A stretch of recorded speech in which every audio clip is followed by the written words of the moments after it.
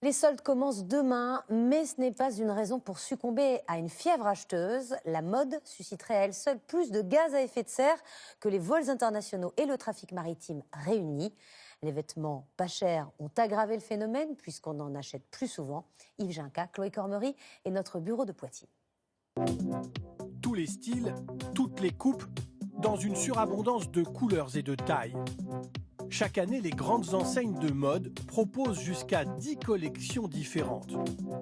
Autant de tentations pour les clients, sollicités quasiment chaque semaine.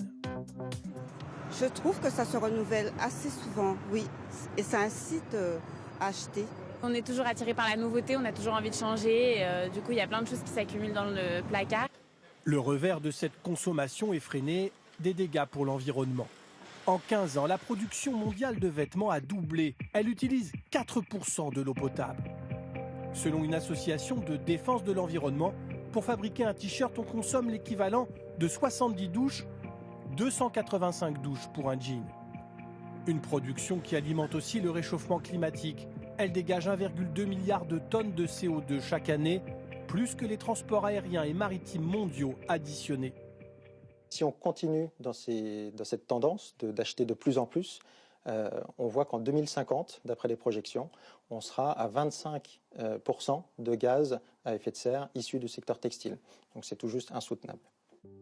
Pour des achats plus écologiques, l'Agence de l'environnement recommande des produits qui portent ces labels.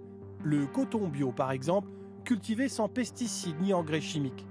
On peut aussi acheter d'occasion des pratiques qui se développent en France, mais encore trop lentement pour inverser la tendance.